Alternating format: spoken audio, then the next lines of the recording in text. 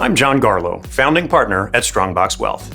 Our managing partner, Chuck Cooper, sat down with Jeff Lanza, renowned FBI cybercrime expert, to mark National Cybersecurity Awareness Month. In this segment, Jeff shares crucial tips on understanding and preventing identity theft.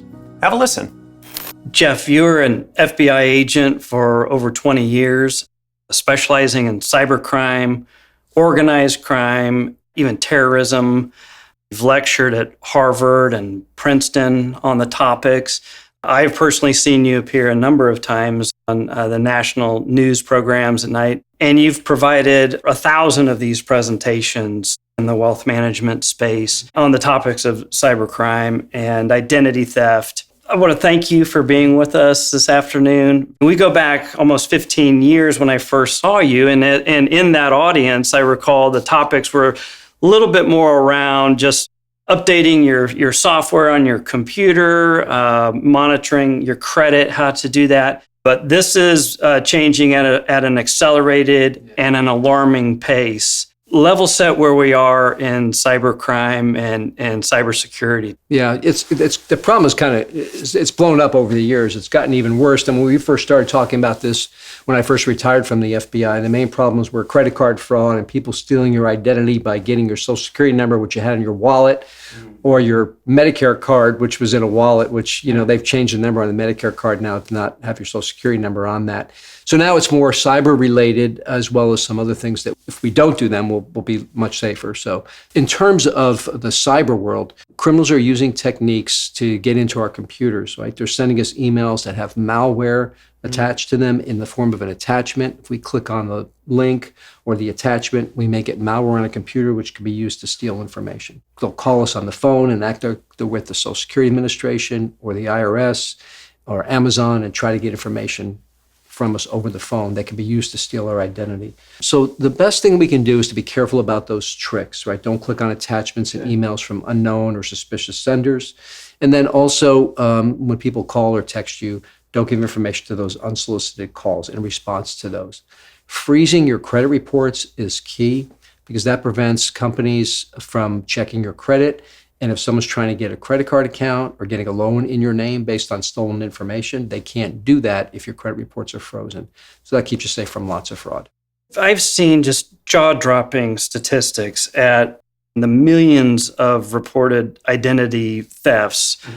And I can't imagine the amount that have gone unreported. How can you speak to the pace and scale of this problem and how it's rapidly growing? The FBI has a report every year. It's called the Internet Crime Complaint Center's Report on Cybercrime, and that comes out in March of every year. The FTC has a similar report. That's the Federal Trade Commission. But every year, the numbers for almost all the crimes that we're talking about, the result of phishing and social engineering and spoofing, are going up. And the one in particular that sticks out is the scams related to computers. So the ones where they're taking over people's computers, they're through malware or through some text message scam, and tech support scams where they say something's wrong with your computer and you give them control of your computer remotely. Yes. And so those type of scams, the numbers are going dramatically up every year. And the profit that's being generated to the criminals by these crimes is going up every year too. And that, of course, is coming out of the victims' pockets. So we know they're going up, and we know each crime can be prevented with just a few simple safeguards that we would take to stay safe from those things. It's coming at us on multiple fronts, that's for sure. Absolutely. Gosh, what are 3 things that you think that anyone listening would need to do today just to protect their identity? Yeah. So the basic few things you can do. Number one is to freeze your credit reports. Now, there are 3 major credit reporting agencies. Most people have heard of Experian, Equifax, and TransUnion. There's actually a 4th credit reporting agency called Innovis. You should freeze that one too.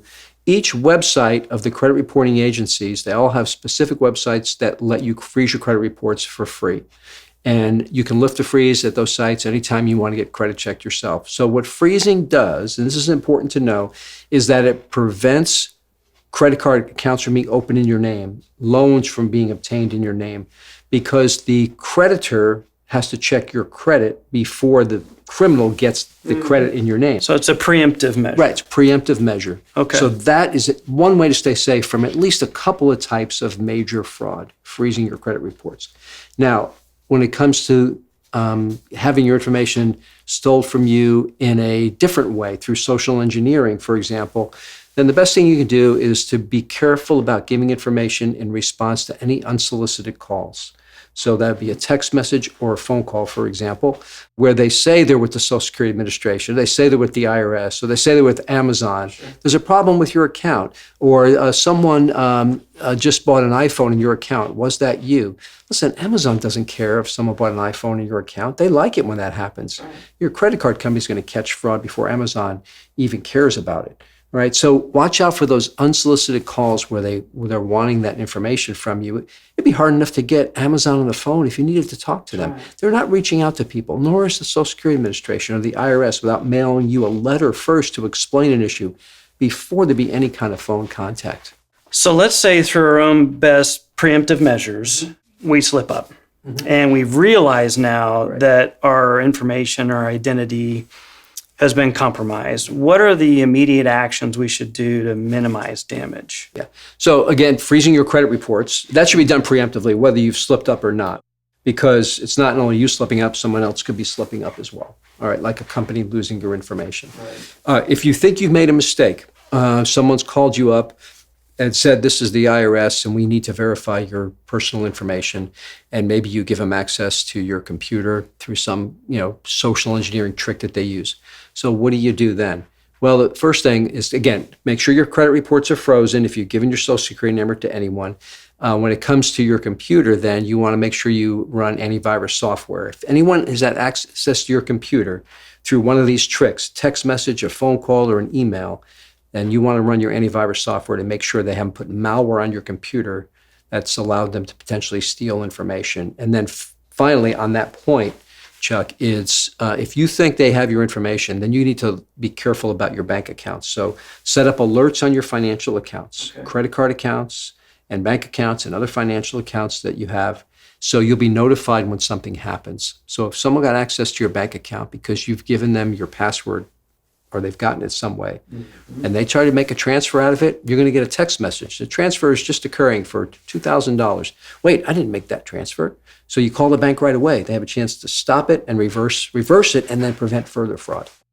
Beyond the Ticketmaster example on the data breach notification letters, I've received 2 or 3 others this year, one from a hospital, another from an insurer, to accept this kind of token-free service for credit monitoring for a year. So it's a bit of a helpless feeling. It makes me wonder when you think about things like what happened with AT&T not too long ago, 70+ million compromised customers. I mean, what do you see the role of the large companies that warehouse this data, that hold our personally identifiable information? I mean, do you see them stepping up, coming to bat to help protect their customers?